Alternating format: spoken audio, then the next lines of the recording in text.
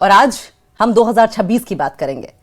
2026 की शुरुआत हो रही है और ऐसे में 2026 कैसा जाने वाला है, सबके मन में यह सवाल है। 2025 की जब शुरुआत हुई थी तो कुछ ऐसी भविष्यवाणियां हुई थी जिनको लेकर लोग चिंतित थे।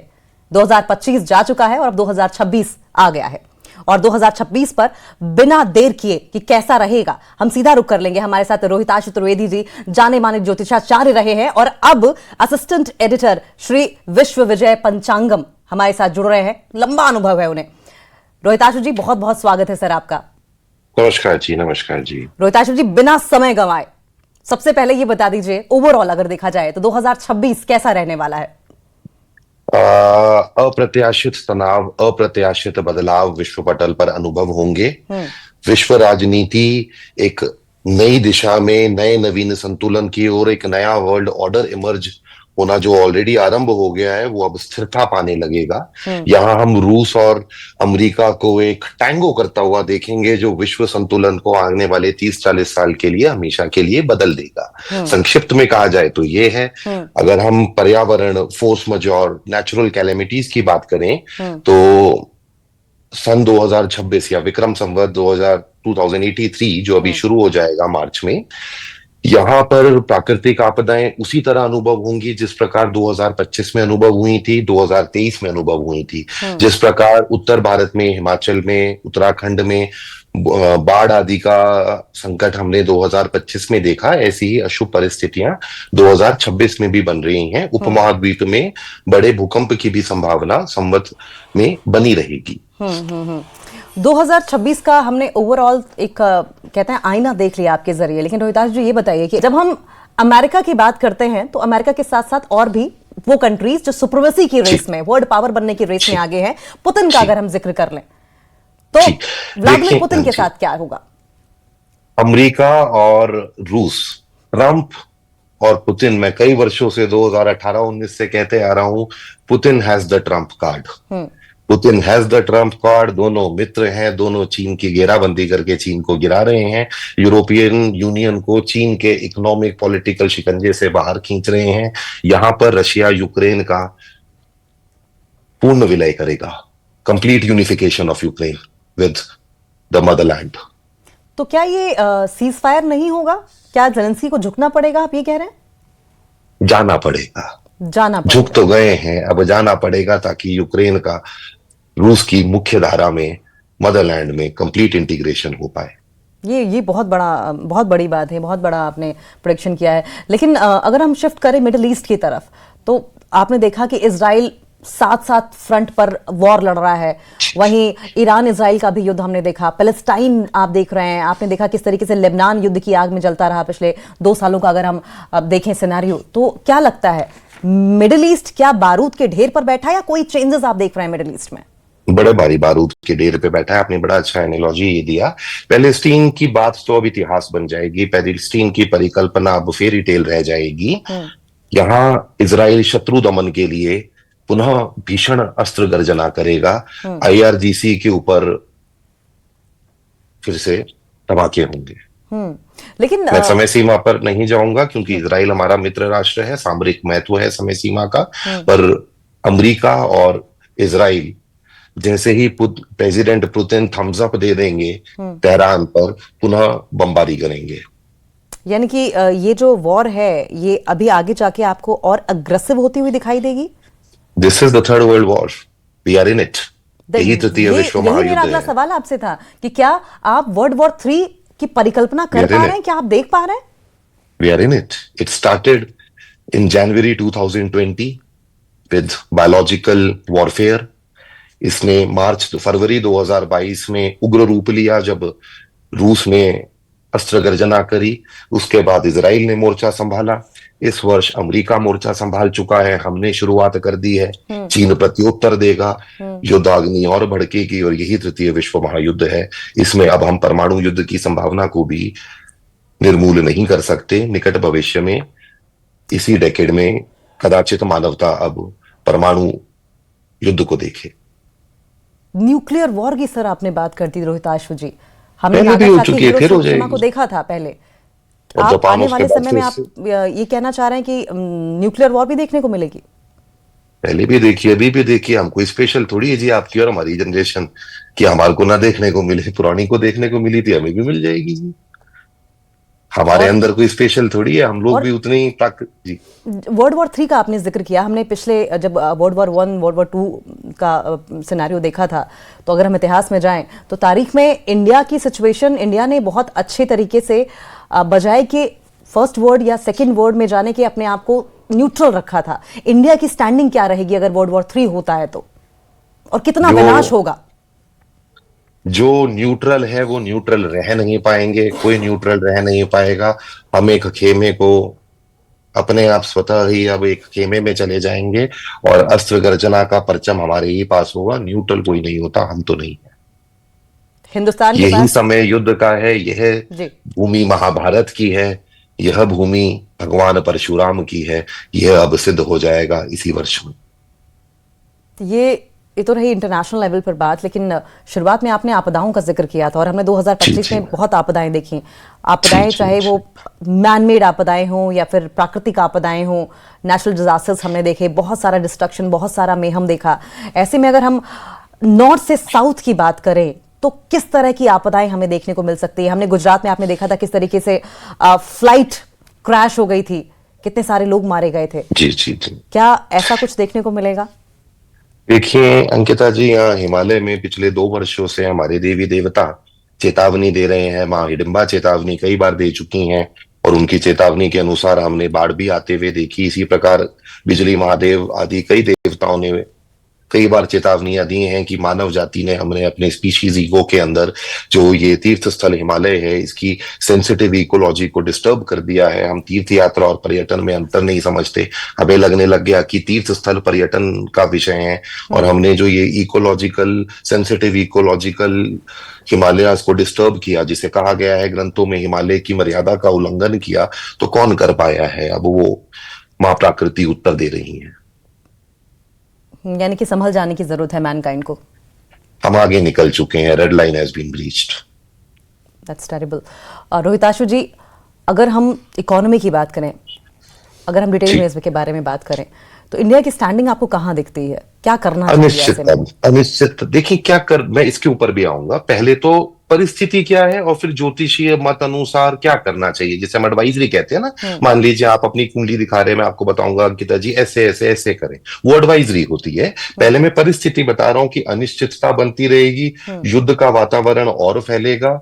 यहाँ पर हमारे पूरी सीमाओं पर पाकिस्तान और चीन अतिक्रमण करने का प्रयास भी कर सकता है। समुद्री सीमाएं भी हमारी यहाँ पर उग्र बनी रहेंगी। इसके लिए देखा जाए तो पिछले कुछ वर्षों में मोदी सरकार की एक ही बड़ी उपलब्धि है। मोदी जी ने एक बहुत अच्छा काम जो किया है पिछले 10 वर्षों में, हमारी सशस्त्र सेनाओं का जो आधुनिकीकरण करा। तो हम एक बहुत अच्छे प्लेटफॉर्म पर ऑलरेडी हैं यहाँ पर। हमारे को अब यहाँ पर ये देखना है कि हमारा दुश्मन कौन है। क्या हमारा दुश्मन पाकिस्तान, बांग्लादेश, म्यांमार, बर्मा का रखाइन स्टेट और चीन है, या अमेरिका और रूस है? अमेरिका रूस से हमारा कोई कॉन्फ्लिक्ट नहीं है, कोई नेचुरल कॉन्फ्लिक्ट नहीं है। हमारा हमारे शत्रु तो हमारे इर्द गिर्द बैठे हैं, चीन के प्यादे हैं, पाकिस्तान, बांग्लादेश इत्यादि, जिनके कारण एक तो हमारे बॉर्डर पर वातावरण खराब होता है, आतंकवाद को ये पोषण देते हैं, और हमारे डेमोग्राफिक चेंज हो रहे हैं। ये जो डेमोग्राफिक चेंज हो रहे हैं, इलीगल एलियंस जो रोहिंग्या और बांग्लादेश से इलीगल इमिग्रेंट्स भारत में घुसते हैं, ये अब आगे नहीं चल सकता। इसको तो रोकना पड़ेगा, भले ही अब हमें लंबे युद्ध अभियान पे जाना पड़ जाए, पर ये समस्या अब नहीं अगर सुधरी तो फिर नहीं सुधर पाएगी, क्योंकि अब समस्या सुधर जाएगी, इसलिए अब भयानक अस्त्र गर्जना होगी। अगर हम थोड़ा सा बॉलीवुड के लिए रुख करें तो ये साल कई मामलों में बहुत अच्छा भी था, बहुत सी अच्छी फिल्में भी आई और बहुत से ऐसे सितारे थे जिन्हें हमने खो भी दिया। बॉलीवुड के लिहाज से अगर देखा जाए, बड़े फिल्मी सितारे जो हम लोगों के दिलों में बसते हैं, जिनके जाने से वाकई हमें फर्क पड़ेगा, क्या लगता है उनके स्वास्थ्य को लेकर? कौन से ऐसे नाम हैं? क्या शिफ्ट आप बॉलीवुड में देखेंगे अब की बार, क्या देख रहे हैं? ओके अंकिता जी, क्षमा चाहूंगा, हम देवज्ञ हैं। हम व्यक्तिगत टिप्पणी किसी के ऊपर नहीं करते। बॉलीवुड के जो स्टार हैं वो प्राइवेट इंडिविजुअल्स हैं, उनकी कुंडली देखने का अधिकार केवल हमें तब है जब वो खुद आकर दिखाएं या उनका परिवार वाला बताएं। ये हमारी मर्यादा के विरुद्ध है कि हम किसी व्यक्तिगत व्यक्ति के ऊपर कोई भी टिप्पणी करें, क्योंकि राजनेता राजनेता होते हैं, वो पब्लिक लाइफ में होते हैं, वो वोट मांगते हैं, इसलिए हम उनकी कुंडली का पब्लिक विश्लेषण करते हैं। पर क्रिकेटर, बॉलीवुड, हम कभी किसी के ऊपर टिप्पणी नहीं करते। ये ज्योतिष की मर्यादा के विरुद्ध है।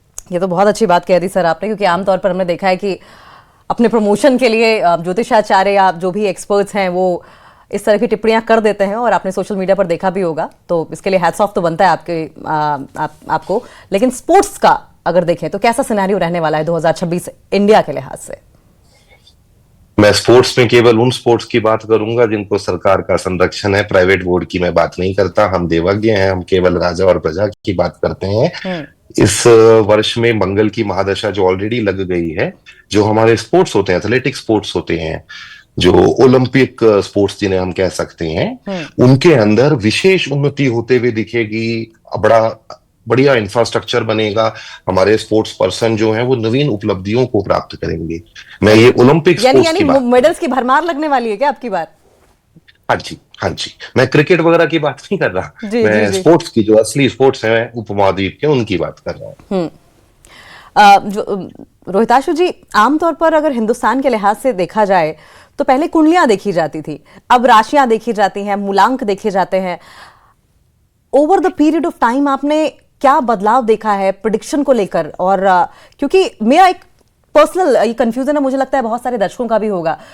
There are billions of people, और इंडिया की बात करें, यहां भी एक एक स्टेट में there are millions of people. ऐसे में जब हम राशि देख के बताते हैं कि फलानी राशि का ये रहने वाला है, ऐसा ऐसे रहने वाला है, सर सवाल ये है कि ऐसा कैसे संभव है कि सबका एक जैसा हो? ऐसे में क्या सही प्रेडिक्शन है? जेनरिक होता है, वो बड़ा जेनरिक होता है। एक लिंडा गुडमैन जी को मैं भी बचपन में बड़ा पढ़ता था, बड़े पसंद थे, बड़े। तो वो एक जेनरिक फिनोमेना होता है, वो एक अलग ज्योतिष है, भारतीय ज्योतिष नहीं है। वैदिक ज्योतिष में चंद्र राशि होती है। चंद्र राशि क्या हुई?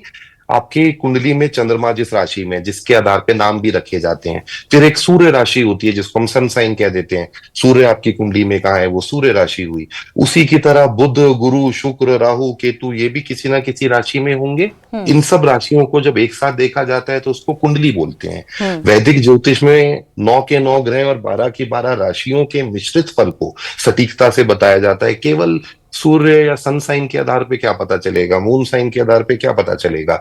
जो ये सन साइन, मून साइन होते हैं, ये आपका स्टेट ऑफ माइंड का एक जेनरिक वो हुआ फ्लेवर। ये परिस्थिति नहीं हुई। ये हो सकता है कि इस महीने अंकिता जी का मूड ऐसा रहेगा, परिस्थिति कुछ और होगी। वो जो परिस्थिति है उसका अनुमान तो केवल और केवल कुंडली से ही लगता है।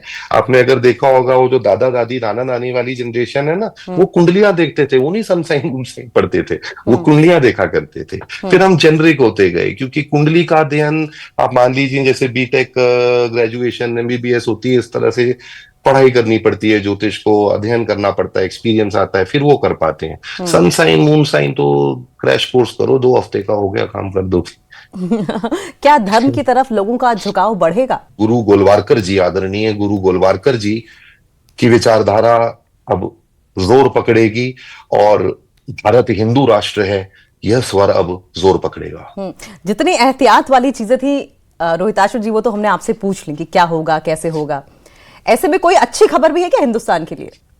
अच्छी खबरें हैं, ये ऐसा हर ऑलवेज मिक्स बैग, सब कुछ मिक्स बैग होता है। दिस ईयर पर्टिकुलरली ये जो संवत है, ये मेडिकल साइंसेस के लिए बहुत विशेष दिखता है। यहाँ बड़ी बड़ी मेडिकल उपलब्धियां होंगी। यहाँ पर हम एआई को, जो new generational, new emerging technology है, जो अभी हम एआई कहेंगे, ये राहु कंट्रोल करता है इमर्जिंग सेक्टर्स को। इसके अंदर विशेष छलांग लगेगी। मेडिसिन के अंदर, हेल्थ के अंदर, कुछ लाइलाज समझने वाली बीमारियों को, कुछ प्रकार के कैंसर का इलाज होना अब संभव हो पाएगा।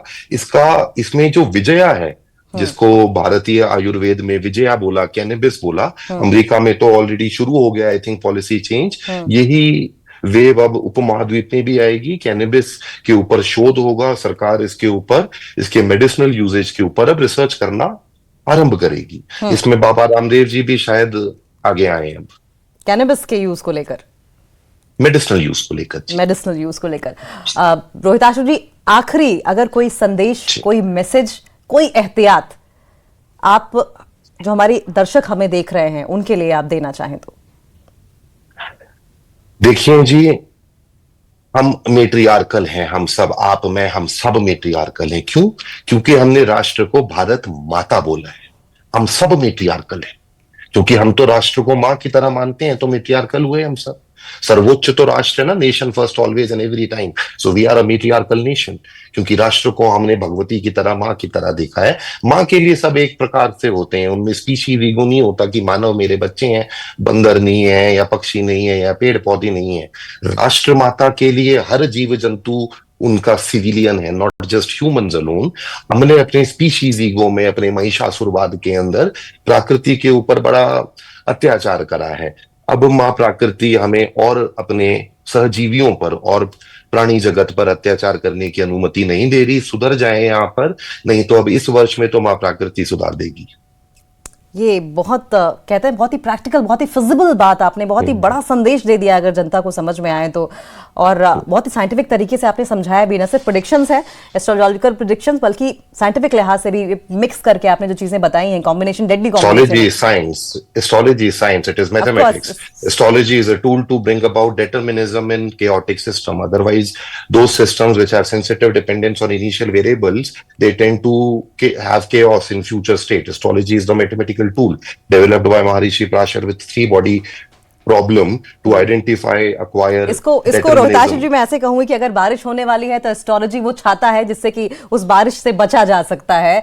बहुत बहुत शुक्रिया रोहिताश जी। छाता नहीं है, छाता नहीं है जी, थोड़ी सी अनुमति दे दिया, ये गलत हो जाएगा। एस्ट्रोलॉजी वो विद्या है जो बता देगी कि बारिश होगी ताकि छाता आप लेकर जाओ। छाता लेकर जाना आपका कर्म होगा। एस्ट्रोलॉजी टॉर्च है, ज्योतिष लैंप है, ये ज्योत जमा ईश, ये आपको सटीकता से बता देगी किस दिन बारिश होगी, किस दिन बारिश नहीं होगी, ताकि आप छाता लेकर जाएं। कर्म आप ही को करना पड़ेगा। बिल्कुल ठीक कह रहे हैं आप। बहुत बहुत शुक्रिया रोहिताश जी आपका कीमती समय निकालने के लिए। और आपने देखा, बातें सुनी, और ऐसे में एहतियात बरतें। 2026 में कोशिश करें, अपना ख्याल रखें, प्रकृति का ख्याल रखें। भारत माता जब हम कहते हैं तो भारत माँ का ख्याल रखें। भारत माँ का ख्याल हम अपने आसपास की प्रकृति को संरक्षित करके रख सकते हैं। उम्मीद करते हैं 2026 आपका शुभ होगा।